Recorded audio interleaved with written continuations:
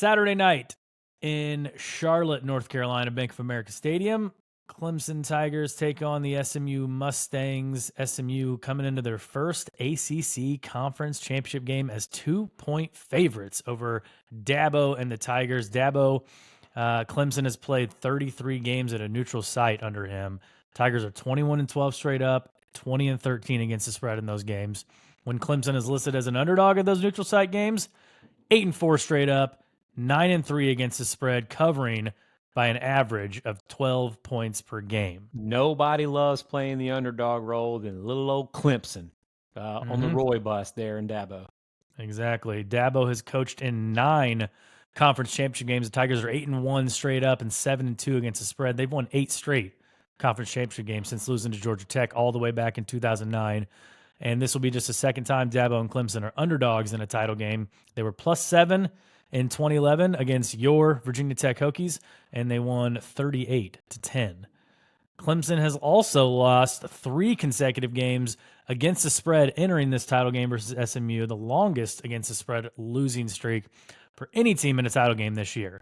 And over the last decade, teams entering a conference championship game on a 3+ game against the spread losing streak are 7-0 straight up and against the spread in their title games. Yeah. So they reversed the curse right there in those title games. On the SMU side, we'll talk a little bit about Rhett Lashley. He's been SMU's coach for a couple of years since 2022. SMU's 26-3 straight up and 17-12 against the spread as a favorite under Rhett, with losses to BYU twice and Boston College. Yet, Lashley and SMU have played 2 neutral site games together.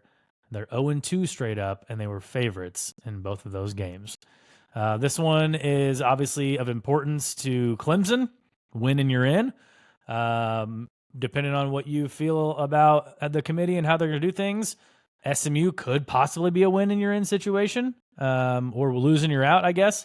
And this one is win and they're in, but it could be a possibility that they lose and they're out. Like, we don't think that should happen, but it could be. This one will be high on the ratings chart in Birmingham, Alabama, and across the entire state of Alabama Saturday night on ABC, I believe. So, so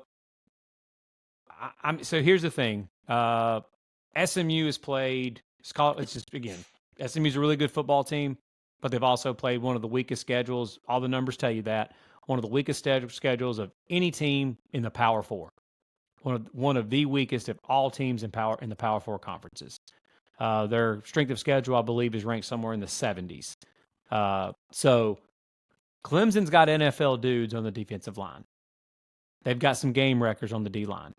We saw last week against South Carolina, and you and I were texting about it during the game. I mean, when Lenora Sellers would drop back to pass, there were orange jerseys in the backfield immediately all game long. They just couldn't corral him. They did not hold up in their rush lanes, and Sellers, being 6'3", 4", 240 pounds, whatever he is, and runs like an antelope and a great athlete that he is, he was able to escape it. And once he got by that first line of defense, he was able to keep running through the secondary. Who else is a pretty good dual threat? Exactly. And Jennings. Jennings is absolutely the QB for SMU. And SMU's got solid running backs. I mean, again, all of SMU's numbers, the numbers that they're a little skewed for me. I just don't know. Again, 2 things can be true. SMU's offense and defense could be absolutely so legit. It could be. I do think their offense is. Defensively, they are better than what probably most of you would think. But again, who is it against? Who is it against? Clemson's numbers offensively, like, they righted the ship for the most part offensively. Problem is, again, Clemson has piled up some incredible offensive numbers this year against the worst competition that they've played. When they played against Georgia, they scored 3 points. When they played against Louisville, they did not. I think they did not score as many points against 21 against Louisville. When they played against South Carolina, they did not score. Again, they're 3 losses. They didn't score Virginia as many Tech and Pitt, they scored 24 points each. Exactly. Yeah. So against the weaker competition, they lit it up. So I'll be honest with you, man. I think that Clemson's defensive line is going to wreak havoc in this game. And I think they're going to be the difference. I also believe, like you said, this has got again, I could be way wrong, man. Like the best teams that Clemson have played this year, they've lost them all. But this has just this is like a Dabo Swinney game written all over it. He Mm-hmm. gets a second chance here. Like he seems so loose all week long. Like you said, all the numbers that you gave out of what he does in ACC championship games, this game in Charlotte, that place will be packed with purple and orange in Charlotte, like they always do when they play those games there. And Klubnik has played well for the most part this year. SMU hasn't seen a back like Phil Maffa this year either. So I think you know where I'm going. I am making it a best bet. It might be my only best bet that I give out here in this episode today, but I think Clemson wins, and I think they cover. And then I think it's a scenario where the committee is going to be faced with what do they do with SMU. I think again, How much does Clemson win by? how much do they have to win? What's your score prediction? My score prediction? I'm going to say Clemson 31, SMU somewhere in the 20s, 20 to 24. Okay. Is SMU out with a 7-point loss? I don't believe they should be out. Right. I don't believe they should be out. But man, I'm just I'm not playing to the crowd here or anything. I'm just being honest. Yeah. Based off what War Manual said. I mean, the reason why that they gave the nod over Alabama over Miami was because he cited immediately Alabama's 3-1 against ranked opponents and Miami's 0-1. SMU would be 0-2 against ranked opponents. So I don't know. I don't think they should.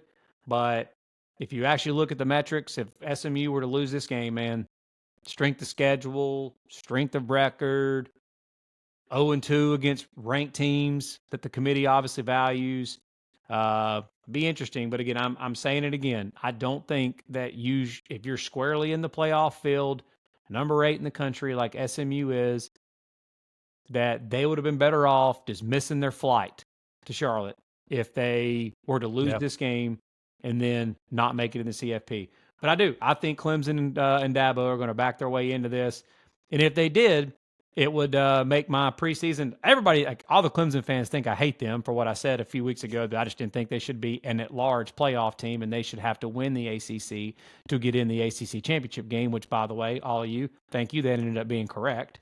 I also picked Clemson to go over 8.5 wins. Cash money, won that, and I also picked Clemson for the season to win the ACC championship when everybody else was picking Miami and Florida State. I picked Clemson to win the ACC championship. So if that happens, I'll win that as well. So I'm sticking with it. I'm not hedging it.